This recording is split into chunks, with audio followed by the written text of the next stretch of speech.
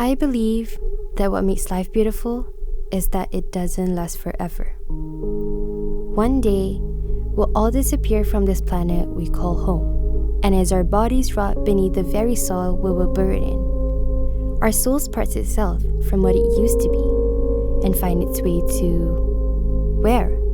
Do we morph ourselves into another entity entirely? Something much more beautiful than what we used to be? Or do we reach rock bottom and come face to face with all our sins and shame? Or perhaps our souls fades along with our flesh, leaving only ashes and bones as proof that we once walked upon this earth. Or maybe we find ourselves standing before the pearly gates of heaven, where it all began.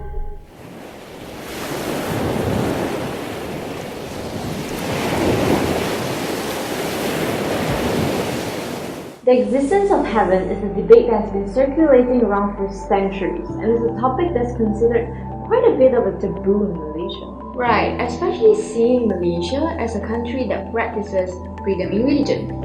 Well, technically we do, which is why there are so many different religions that have been adopted by Malaysians. That's right, but we've always been told not to talk about religion, you know? It's just not within us to be confrontational when it comes to sensitive topics like this, such as the one we're doing right now, the existence of heaven. So, what does heaven look like? How does one even get into heaven? Where exactly is heaven? Does it even exist? These are the questions that comes in mind when we talk about heaven in general. But we're not here to prove the existence of heaven. No, we're just trying to figure out Malaysians' perception of heaven, as most of the religions in Malaysia believe in the existence of afterlife.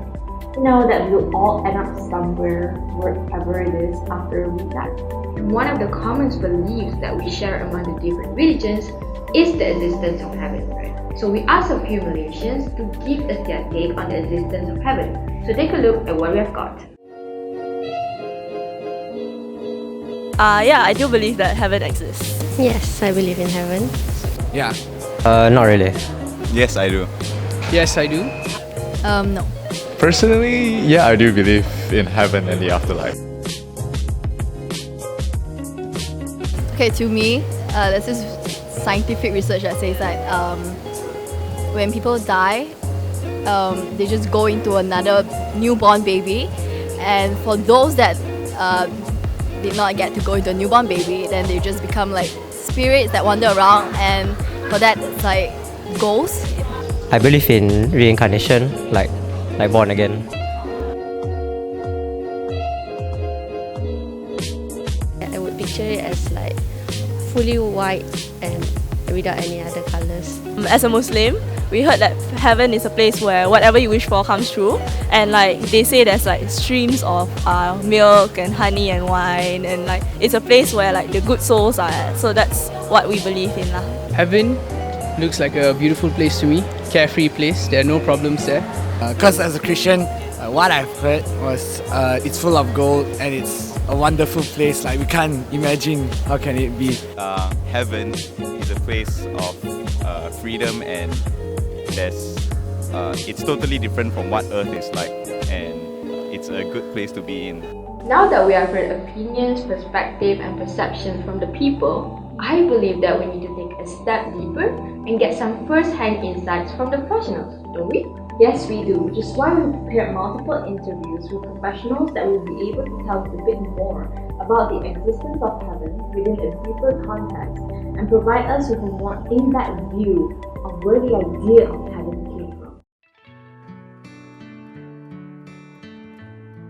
Okay, 天堂圣经里面虽然没有很多经文描述，但是也足够的经文让我们有一点的了解。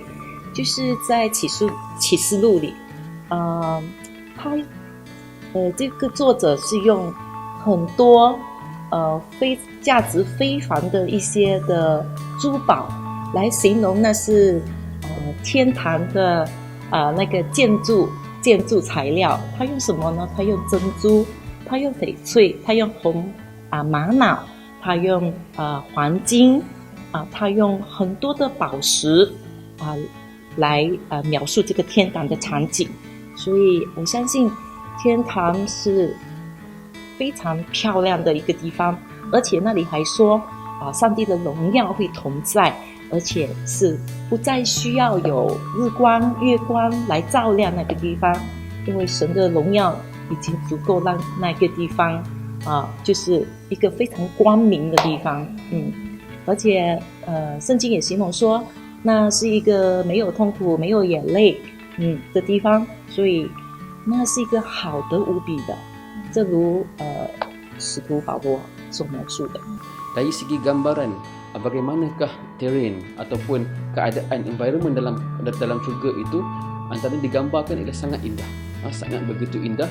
Bahkan dikatakan bahawa adanya sungai-sungai yang mengalir di kaki-kaki kita, yang adanya sungai yang jernih cantik, adanya sungai yang boleh diminum airnya, adanya sungai yang dahulu haram kita orang Islam minum arak di dunia, tapi di hari akhirat kita boleh minum arak dalam keadaan tidak memabukkan. Dan duduk dalam syurga juga seorang itu menjadikan lisannya ataupun percakapannya jauh daripada perkataan-perkataan yang sia-sia, laghwa, seperti mana disebut dalam surah An-Naba. Ini menunjukkan bahawa di syurga nanti orang akan bercakap secara sivil, orang akan bercakap secara beradab sebagainya. Jadi dia nikmat bagi jiwa, nikmat juga dari segi material. Nabi kita Nabi Muhammad SAW disebut satu perkara yang sangat spesifik dan tepat. La tadkhulul jannata hatta tu'minu. Tidak akan masuk syurga kecuali kamu ni beriman. Wala tu'minu hatta tahabbu. Dan tidak kamu ni beriman sehingga mana kamu ni saling mengasihi antara satu sama lain. Dan akhir sekali dalam hadis tu Nabi kata afshu salam bainakum. Sebarkan salam antara kamu. Kita tak akan dapat iman tu dengan begitu saja, melainkan kita kena ada usaha untuk mengasihi antara saudara kita, sesama kita. Dan bila mana kita ada sifat sebegitu, insya-Allah kita akan berada dalam syurga Allah SWT. OK， 圣经里面告诉我们说，我们只有一个方法能够就是去到天堂，那就是借着相信耶稣基督是我们的救主。因为我们相信人人都犯了罪，世界的没有一个义人，所以我们需要有就是救主来救我们脱离这个罪，所以耶稣基督就是那救主。就是他为我们死在十字架上救赎我们的生命，所以我们唯有信耶稣，我们的罪才能够被赦免，那我们就能够回到创造生命的主上帝的面前去。所以只有一个方法，就是借着信耶稣，我们才能够进入天堂。如果就是如果说天堂不存在的话，我相信我活着就是是一个没有意义的生命，就变成我的生命就好像动物一样，可能就为了真的是吃喝玩乐，或者就是生老病死，只是一个过程这样子。我相信这是一个非常空洞的生命。Secara logik pun orang yang berbuat baik akan dapat balasannya, begitu juga orang yang jahat akan dapat balasannya. Okey, saya ambil contoh yang mudah, analogi yang dekat. Orang jahat bagi dia perbuatan mencuri itu baik buat dia, tapi orang yang dicuri dan dirompak tu bagi dia benda ni sangat jahatlah perbuatan tu. Jadi di manakah keadilan? Sebab itulah dalam Islam, juga dalam agama-agama lain, ada kepercayaan tentang adanya hari kebangkitan, yang mana orang jahat tadi walaupun di dunia dia mungkin tak dibalas disebabkan kes ataupun isu syubhat tertentu, tapi di akhirat ada balasan untuk dia, dan balasan itu jauh lebih dahsyat. My brain is just overloaded with information right now. I feel you, but at the same time, I feel like it's amazing to see how heaven is being described and drawn out like that. Like it paints a pretty clear picture how heaven looks like according to religions. Right. One thing's for sure though, if heaven really exists, it'd be a pretty breathtaking view to take in though. Definitely, but what if it doesn't exist? What if heaven just doesn't exist? I mean, yeah, we have heard how heaven looks like according to the Bible and the Quran. But for those who do not believe in the existence of heaven in general, what exactly goes down after we die? What happens then? I knew you asked that question, so to sort of balance it all out, we're going to have an interview with Mr. Chong to talk about what happens in the afterlife according to someone who does not believe in the existence of heaven. No. No, you do not believe. No, I do not believe.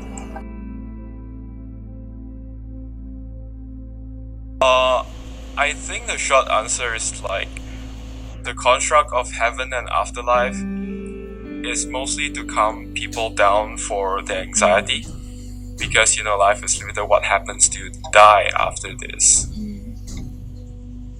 It's very natural to think that there's a soul because you feel yourself, and it's hard to imagine like this just disappear when you die, and how consciousness erases and all this stuff. But if you think about it, like consciousness cannot survive your dead body, right?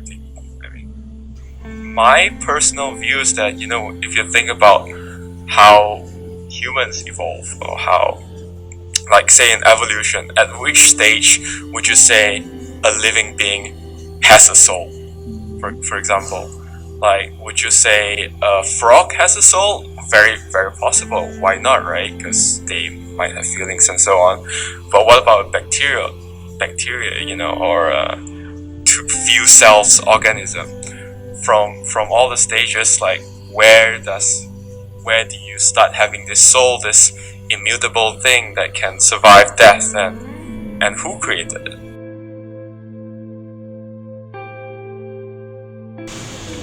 Great, I guess I'll go to heaven then. Second life, I don't know. All the evidence that you can gather from living on this earth for many years seems to point that it's more like a human construct. Say I don't believe in God, and then I die. I go to hell. If I believe in God, I die, I go to heaven. So, by logic, I should always believe in God because I don't lose anything. Just look at the evidence and it's not there. Can you truly believe? There are many arguments for the non-existence of things. You cannot prove it, but you will slowly get. When you slowly get convinced that it doesn't exist, then I guess you probably don't want to spend your time doing stuff that is not too productive. It's a really curious question, like how do you get this sense of self? But like how it happens, it's a really tough scientific and philosophical question. Was it Mark Twain or somebody who says that I've been dead for thousands and millions of years and that hasn't bothered me the slightest? Well, because technically you're dead before. I guess in the monotheistic faith like Judaism, Christianity and Islam, it's probably very similar, I think, right? You just have this concept of heaven where you can basically enjoy life for eternity. Well, there you go, that's a wrap. Right. And we're not here to tell you whether or not heaven exists. We don't know. Science doesn't know. There's just no way for us to foresee it. Unless you die? Well, there's the answer. Well, jokes aside, whether you believe heaven exists or not, faith is the one thing that we all have in common, right? Right. Some believe that this is it. Once we're gone, we're gone. So we have to make the most out of it while we're still here. Some have faith that this is not the end, that we evolve into something different in the next life. Right. And others believe that the deceased arrive in heaven or hell. Yes, or hell after death. But at the end of the day, we all have faith. I believe that what makes life beautiful is that it doesn't last forever. One day, we'll all disappear from this planet we call home, and as our bodies rot beneath the very soil we were buried in, our soul spreads itself from what it used to be and finds its way to where? I guess it doesn't really matter where. It doesn't matter if we morph ourselves into another entity entirely, turning into something much more beautiful than what we used to be. It doesn't matter if we reach rock bottom and come face to face with all our sins and shame. It doesn't matter if our souls fades along with our flesh, leaving only ashes and bones as proof that we once walked upon this earth. And it doesn't matter if we find ourselves standing before the pearly gates of heaven. What matters is that we hold on to our faith and have faith that in the end we'll all return to where it all began.